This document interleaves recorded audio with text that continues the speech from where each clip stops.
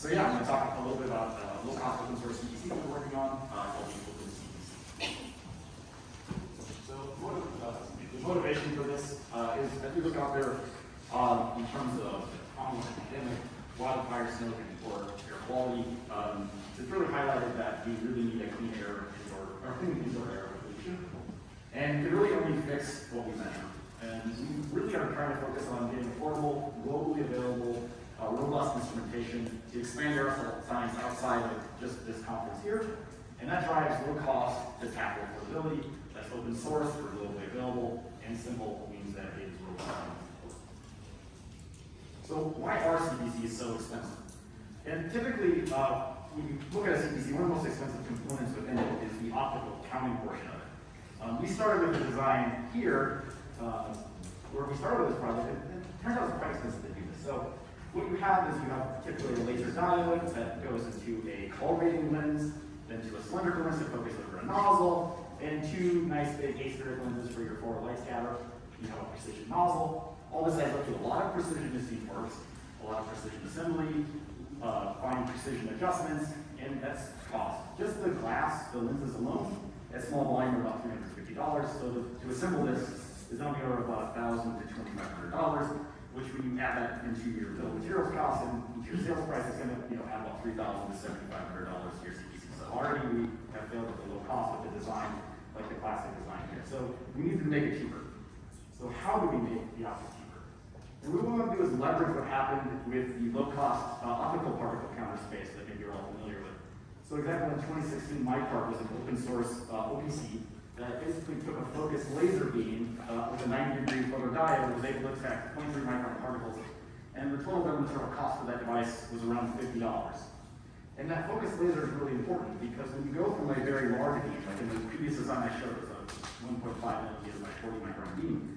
When you reduce that to 34 by 34 micron, very, very tight beam, you increase the intensity of that laser by 52x. That means you get a lot more signal. And that means you can have a lot less sensitive forward scatter collection.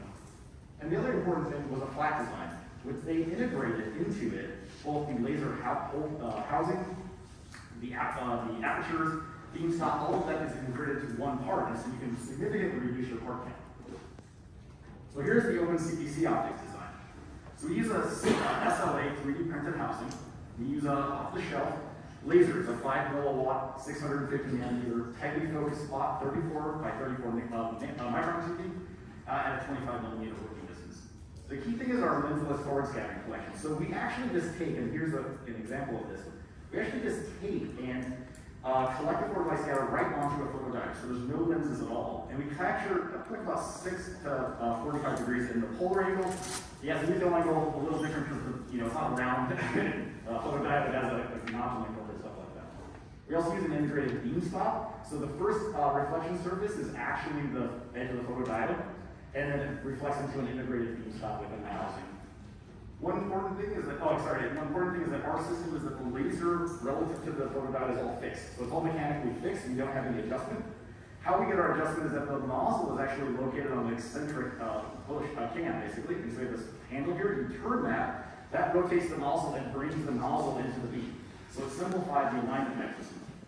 We also, our laser is smaller than the nozzle diameter, so we're only going to count a portion of the flow coming out of the nozzle.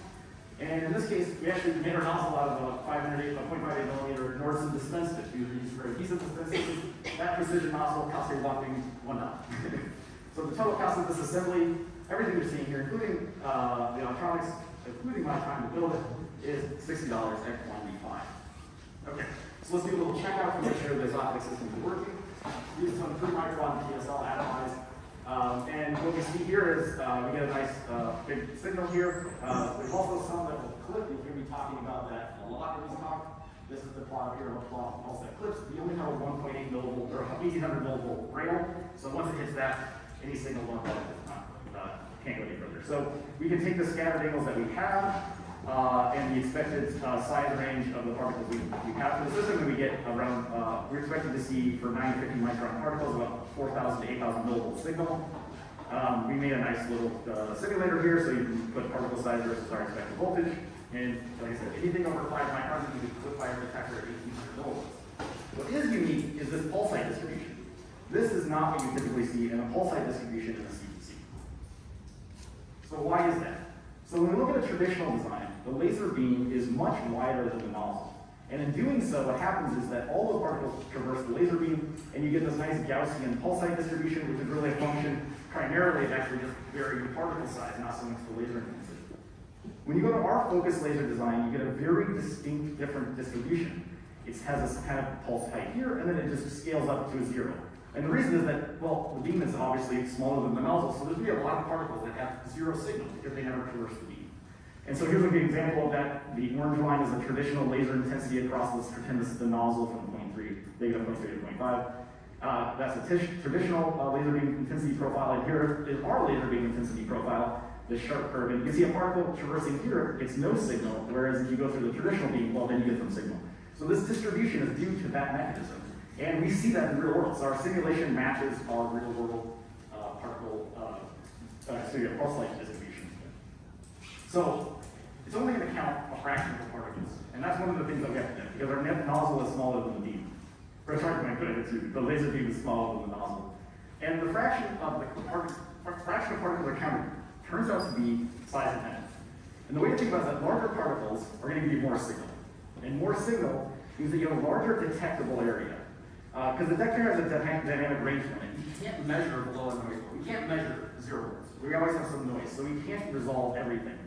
And the way to think about this is if you were to look at this, pretend this is the nozzle on the left and the right, and if you have a 1 micron particle, that's the yellow one right there, your effective area that you can view is just this little window right there. Anything that goes outside of that is no longer detectable. But if you go to a bigger size, more detectable. And if you go to a really big size, you're seeing much more signal out of it. So now, what you do is you have a size-dependent count fraction is part of this detector. Now we're going to say, okay, well, we can model that. So we took our nozzle and our laser and this noise floor. We can create this simulation, which gives us our count fraction as a function of the diameter. And the question is, do we ever need to correct this? Like, aren't CPCs really great, but they just generate everything between 9 and 15 micron, and we're going to be just fine? Okay, so we'll talk quickly a little bit about the CPC design. It's not too exciting. We've seen a lot of these in the past.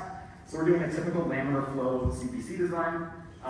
It uses a working fluid of isopropyl alcohol or propanol. It has a 0.1 liter per minute sample flow rate. One thing we do a little unique is that we use a bypass flow rate. That reduces the transit time in the sample line. But what we also use that bypass flow is to bypass the CPC and introduce it into the optics. So the problem with isopropyl alcohol, it's going to condense at low temperature. We have a supersaturated vapor, and our optics is plastic. We can't heat them. So to avoid condensation in the optics, we use this bypass flow to effectively dilute the isopropyl alcohol and reduce it below the dew point or the saturation vapor pressure of it. We also use tech controllers for both heating and cooling on twice that. This is a cost-saving mechanism. We already had to have a heat sink, so making it twice as long doesn't cost much more, and we can duplicate a bunch of technology. Our pump control is just basically we just use differential pressure across our optics nozzle to control flow rate.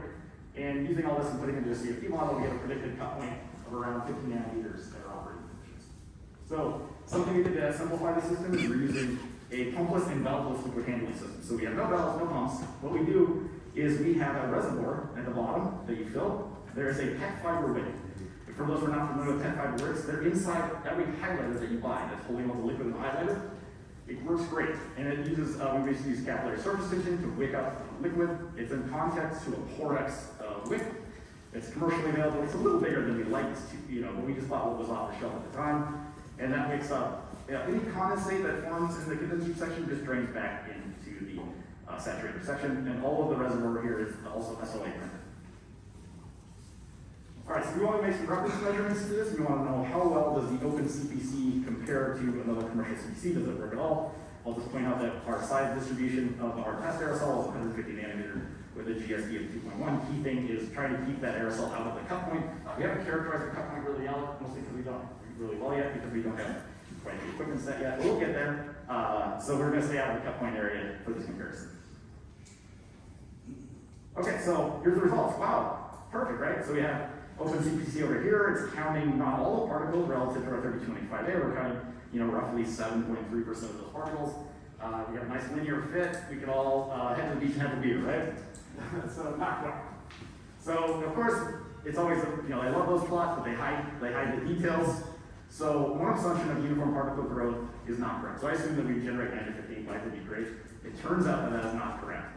What actually happens is that as we reduce the concentration of the particles, we're seeing that the low concentration, we're actually counting a larger fraction of particles. And this is due to because the particles are growing bigger. And we see that in two places. We see that our average pulse height is growing larger at lower concentration, and also the pulse width. We do clip, but we still get information from that. Wider pulses are bigger, and we see that happen too. So particle size is changing with concentration, and that's a problem for a CPC. So larger particles equal more counts, and then we need to correct for that. So how do we do that? So we developed the correction method. So in operation, most of the pulses that we have hit that rail voltage. You can't see them, they clip. And so what we find is that you can actually, there's enough information in the pulse height distribution to correct for this. So what we do is we came up with a threshold count ratio. We basically compare the counts that are above the basic vector clip, some threshold value, called it above threshold. And then we compare that to the ratio of the sum of counts from the noise floor to the threshold. We call this below threshold counts. And if you use this ratio, there's enough information in this distribution to give you enough information about particle size. So if you take that model that we had generated, and using a Monte Carlo simulation where we simulated from a wide range of particle size, from 3 micron up to 50, we simulated a wide range of GSDs of wide distribution of particles, different amplification. And if you use that Monte Carlo simulation, you compare that to the count fraction versus this ratio that we're talking about. You get this beautifully perfect linear line. It becomes indeterminate near zero because you don't have enough information at that point. But if you use this count fraction, you can actually correct for different, basically as they grow bigger, what fraction are going to be counted. So we wanted to, this was too nice. I didn't believe it first either. So we wanted to recreate that with some empirical data. And so to do that, we used a combination. We didn't have a low edge or something like that. So we needed to generate a whole bunch of different particle sizes.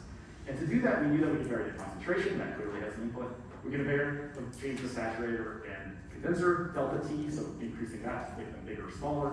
We can change our amplification on the detector board, and we can modify our laser card. So we created this random sequence of events, or not sequence, but a Monte Carlo, basically a DOE, and tested that. So there's over 100 different data points there, different count ratio.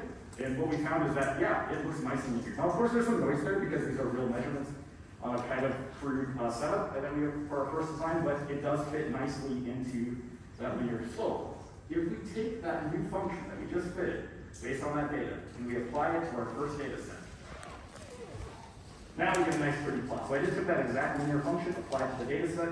Now we are going from 0 or 3 particles per cc up to 100,000 particles per cc. We're at 96.2%. Here's the plot of the air, which I always think is more important. Plot of the air from 0 to 100,000. We're within 15% total range, or plus minus 7.5% of a TSI 3255A. So, what did we learn? A focus slot laser design can significantly simplify optical detector design. But if you do that, you need to have some correction for particle size change, especially when you use this focus slot smaller than the nozzle concept. But you don't have to do anything too complex. It's just a simple threshold method. We did it with an ADC, the analog to digital converter, but you can also just do this with another comparator. The OpenCPC is capable of achieving up to about 100,000 particles per cc within 15% relative to a TSI 3025A. So the total cost to build everything that you saw came in at $415 at quantity 5. And future work in the space is going to include looking at chemical measurements, coincidence, long-term operation stability, maybe some alternative working fluids like DMSL. That sounds pretty interesting. So it's very cool. And we'll have our full alpha release launch soon. So all the hardware you saw here, all the electronics, all the software, that is all open source. You can watch our website and a lot of announcements and you can figure out between GitHub or GitLab where this is going to launch. So here's a picture of the device right here, the actual functional device. And instead of a banana per scale, we're going to use a TSI 3025 per scale. So that's what it looks like. All right. So thank you. Thank you.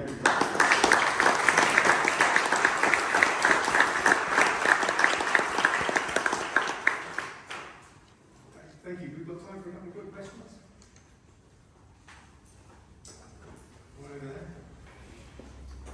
So it is great to see the linear trend. Of course, aerosols vary across multiple orders of magnitude in terms of concentration. So like log plots can hide those errors, so it's good to show it on a linear scale. But what does it look like on a log scale? As the concentration drops, so you're still quite reliable, there's some, I don't know, structure in the error at those lower concentrations as well. Are you at all concerned about that or considering it? I think we need to improve our method of measurement. So one of the challenges with the CPC is that it only counts a fraction of the aerosol.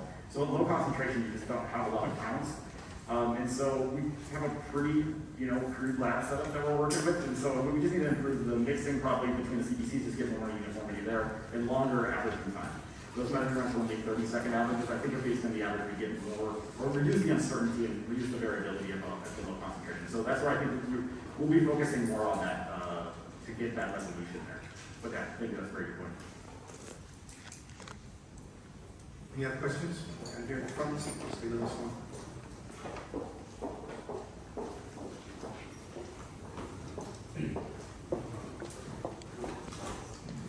Thanks for the great talk. I have a question about the light scheduling of the particles. Have you done any calculations of the scheduling, either your selective between or left and right hand side? And did you optimize the position of the detector, or is it just position? No, I guess I don't have the slides anymore. So as part of that model, that's exactly what that model included was as the beam moved, as far as it moved to the left or right side of the beam, that Monte Carlo simulation included that. So we assume we have a nozzle, there's uniform particles coming out, the focus beam, and what particles will pass through across the entire cross section of the beam.